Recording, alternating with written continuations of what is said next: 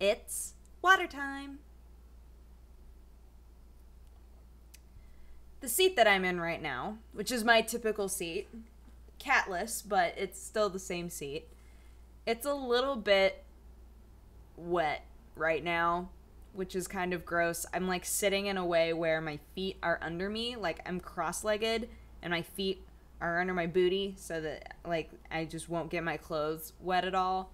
But I did have to change shirts because my shirt got all wet. How did this happen, you might ask? Did something spill? Yes, but guess how it spilled?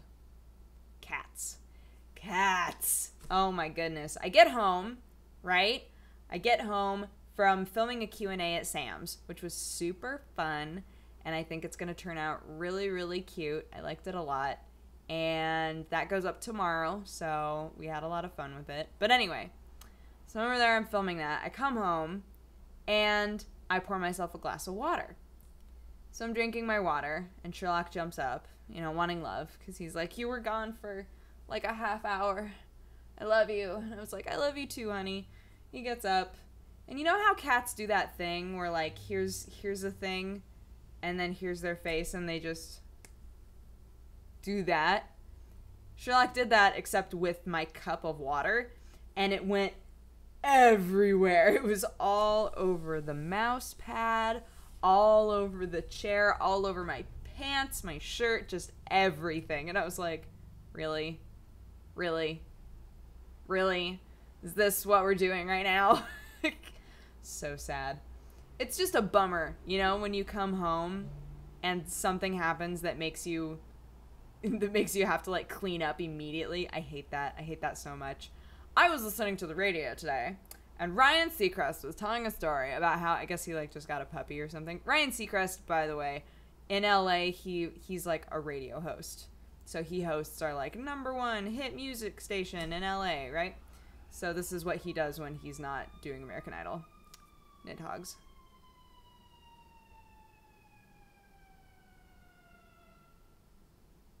Oh, it just stopped. It just full stopped. Crazy. Anyway, Ryan Seacrest was talking about how he just got a puppy and he's been trying to crate train her, right? And I guess in the middle of the night, she like escaped her crate and just liquid pooped like all over the place. And so at 3 in the morning, he woke up to a heinous poop smell and had to like clean everything.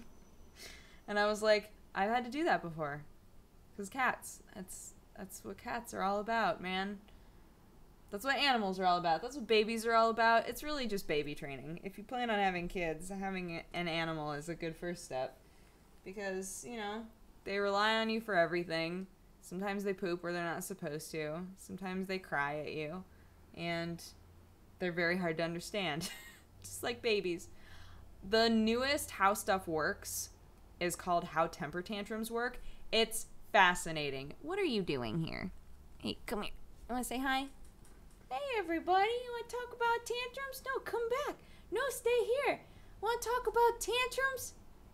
You want to talk about tantrums? It's when the prefrontal cortex in your brain, and that's the part that develops last in people's, it's when that part of your brain doesn't regulate your emotions. And when you get frustrated, you get really frustrated. You get so frustrated you can't control it. You can't control it. I'll stop talking like that. But it literally was that. The whole thing was talking about how they finally know like the science of temper tantrums and why they happen.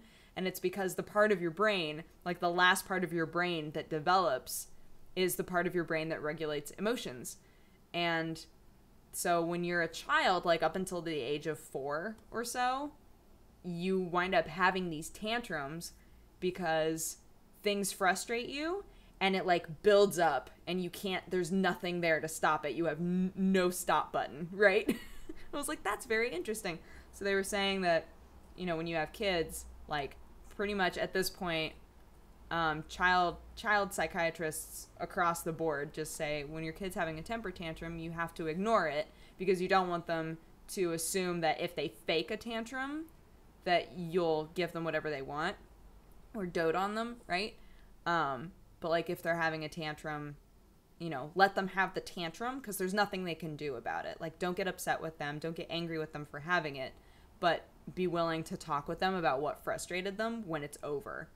And I was like, that would be so hard as a parent to like have a kid and have them get really upset about something, like upset to the point of sometimes kids vomit from temper tantrums. Sometimes kids like get so upset that they stop breathing and they just pass out.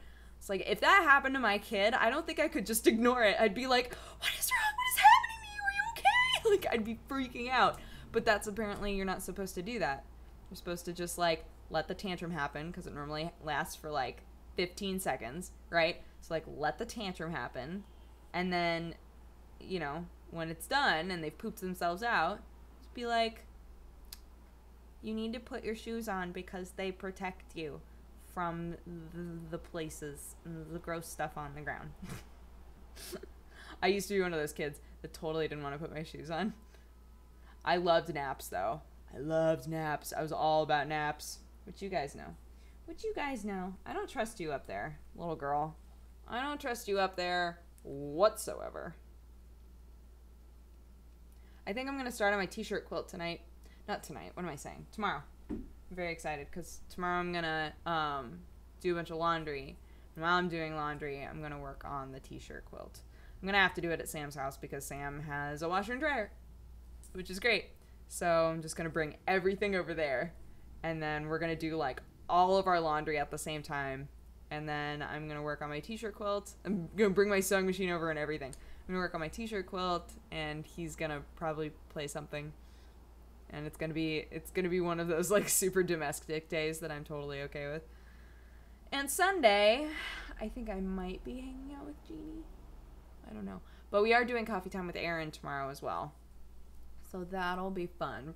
I'm probably recording it around noon. Originally, we were going to do it in the morning, but I was like, the Wild Star, like, heads up launch is tonight, and we're doing a live stream, so I don't want to commit to getting up early, because who knows how long we're going to play that game. I'm going to get real tired at a certain point and be like, I can't. My brain, I can't. And then just pass out.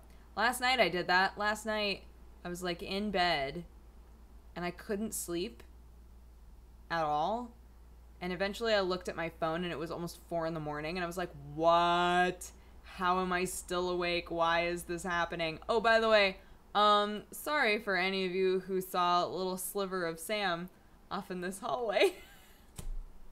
Last coffee time. Oh my gosh. He was like, you promised me that you couldn't see the hallway in the video. I was like, I know, I thought it was covered. I looked and it looked like it was covered, and it's so funny. So some of you saw some hot leg and underwear on Sam. I was like, no, oops. Oh, goodness. We've been joking about that all day. About how many people have sent me messages being like, does Sam know there was a man in your house? And I'm like, why wouldn't you assume that it was Sam? I don't understand. Like, why would you automatically assume like, oh, I've got some strange dude walking around in undos? Just like, and it's not Sam. It's some other dude. It's whatever. Hilarious. But yeah, so the rest of my night is gonna be Wildstar. Just gonna start up Wildstar at midnight and then play for a while, and that's gonna be fun. I like Wildstar. When I played a bit, I liked.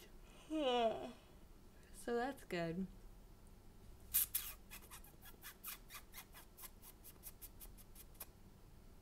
That's about it, I think. I think that's all that happened with my day. But I hope you guys had an amazing day, and I will talk to you again tomorrow. Bye-bye.